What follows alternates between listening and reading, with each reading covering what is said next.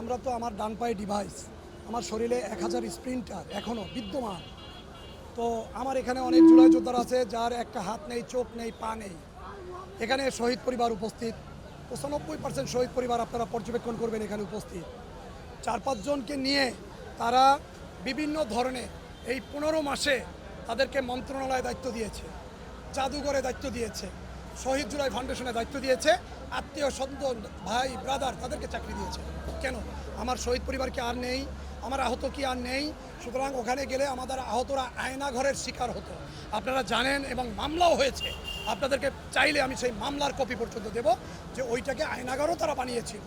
সুতরাং সেই জায়গার থেকে আমরা দেখেছি এই 15 মাসে প্রকৃত জুলাই যোদ্ধারা তাদের কাছে বঞ্চিত ছিল, এবং এরই ধারাবাহিকতায় বাস্তবায়ন আমরা সরাসরি সংসদ অধিবেশনে জুলাই পরিবার, শহীদ পরিবার এবং জুলাই যোদ্ধারা যারা অঙ্গহানি তাদেরকে নিয়ে আমরা সংসদ অধিবেশনে উপস্থিত থেকে আমরা দেখেছি তারা আমাদের জন্য কী করছেন, এই রাষ্ট্র, এই সরকার কী করছেন আমরা স্বচক্ষে দেখার জন্য আমরা এখানে এসেছিলাম।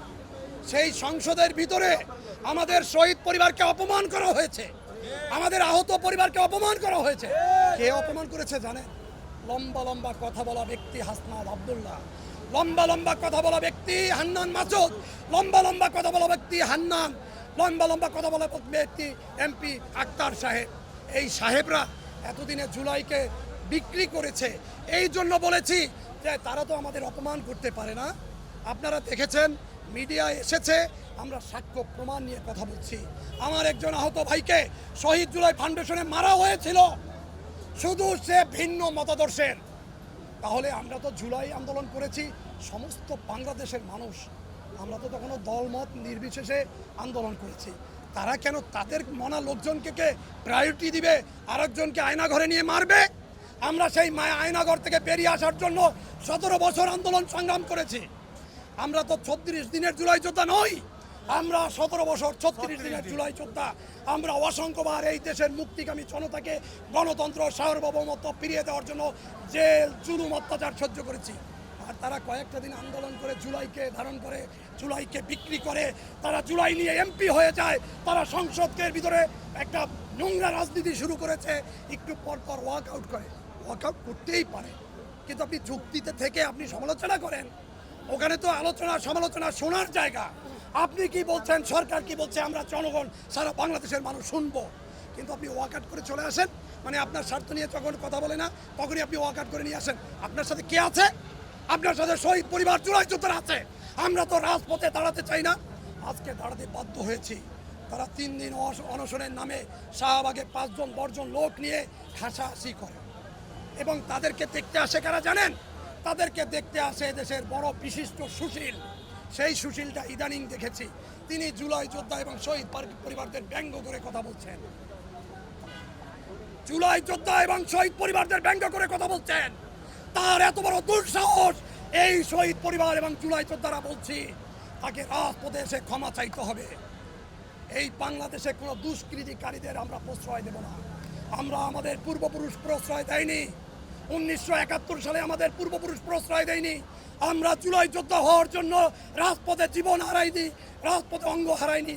আমার শহীদ যোদ্ধারা, আমাদের শহীদ পরিবাররা তাদের সন্তান হারায়নি, মা হারায়নি, পিতা হারায়নি। আপনি একবার ভেবে দেখুন, আপনার সন্তান হারিয়েছে, আপনার আপনজন হারিয়েছে, আপনি এখানে রাজপথে কেন দাঁড়াবেন? সকাল থেকে কেন দাঁড়াবেন? কেন দাঁড়িয়েছি জানেন? আমরা জানি তারা মব তৈরি করতে করতে সংসদে আসবে। এই সংসদ আমাদের গণতন্ত্রের জায়গা, এই সংসদ একটি পবিত্র জায়গা। আমাদের ভাগ্য নিয়ন্ত্রণ করা হয় এখানে। ভাগ্যে নিয়ন্ত্রণ করার জন্য, এই বাংলাদেশকে উন্নয়ন করার জন্য কথা বলা হয়। আমরা ভোট দিয়েছি সরকারকে, আমার একটি ভোটের মূল্য আছে, তাদের কাছে মূল্য না থাকতে পারে। আমাদের বাংলাদেশের মেজরিটি পার্সনের ভোটের মূল্য রয়েছে। আমরা ভোট দিয়ে সরকারকে ক্ষমতায় পাঠিয়েছি, আমরা সেখানে শুনবো, কথা শুনবো, কিন্তু তারা ওয়াক আউট করে চলে আসে।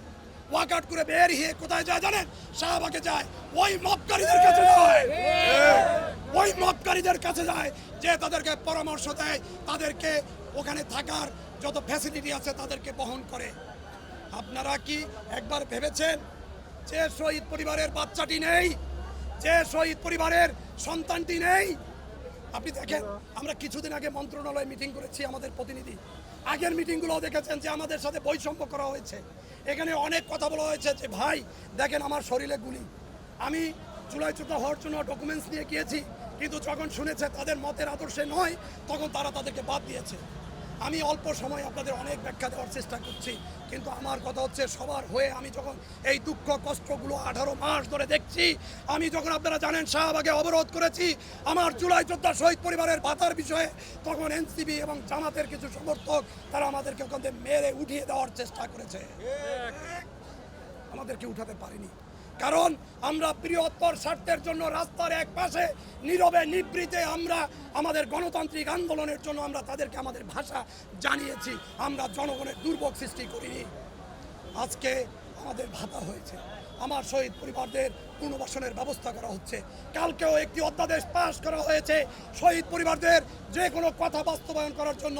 বর্তমান সরকার দেখছি আমাদের অনেক আগ্রহ, তার অনেক আগ্রহ শহীদ পরিবার এবং আহতদেরকে সংসদ অধিবেশনে হাত বুলিয়েছে, শরীয়তে হাত বুলিয়েছে। আর এক দল আমাদেরকে অপমান করেছে। এটা আমাদের জাতির জন্য লজ্জা। আমাদেরকে একটি দল কত বড় ওন করে, তারা আমাদেরকে অপমান করেছে। আর একটি সরকারকে আমরা ক্ষমতায় পাঠিয়েছি, তারা আমাদেরকে হাত বুলিয়েছে, দোয়া দিয়েছে এবং বলেছে যে বাবারে সন্তান, তোমরা আমাদের সহযোদ্ধা, আমাদের প্রিয় সন্তান, তোমরা দেশের জন্য যুদ্ধ করেছো, তোমরা টেনশন করবে না, তোমাদের জন্য যা যা করণীয় তাই করব। কিন্তু এই বাংলাদেশকে যারা অকার্যকর করতে চায় আমরা তাদের কথা তো শুনতে পারি না। আজকে আমরা অনেক দুঃখে কষ্টে আপনাদেরকে জানাতে চাই, আমাদের অনেক কষ্ট হচ্ছে। যখন সব কিছু ভালোভাবে চলছে, গণতান্ত্রিক প্রক্রিয়া চলছে, তখন একটি গোষ্ঠী শাহবাগে বারংবার মানুষের গর্ব দুর্দশা তৈরি করার জন্য তারা ওখানে বসে পড়ে। আপনি জানেন আমরা যখন ফেসবুক, ইউটিউব, প্রত্যেকটি হাতে মানুষের মোবাইল হাতে রয়েছে, তারা আপনি প্রত্যেকটি কমেন্ট পড়বেন তাদেরকে গালি দেয়। সেই গালিটা তো আমাদেরও শুনতে হয়, কারণ আমরা তো মনে করি তারা আমাদের ভাই, তারাও আমাদের জুলাই ধারণ করে। অথচ তারা দেখেন তাদের গালির কারণে আমরাও গালি খাই। সুতরাং আর গালি নয়, আসুন ঐক্যবদ্ধভাবে এই বাংলাদেশকে গড়ে তুলি এবং এই সরকারকে সহযোগিতা করি। আমরা নতুন বাংলাদেশ গড়ে তুলব, এই বিশ্বে একটি রোল মডেল বাংলাদেশ হিসাবে পরিচিত হবে। তো সবাইকে ধন্যবাদ। আসসালামু আলাইকুম।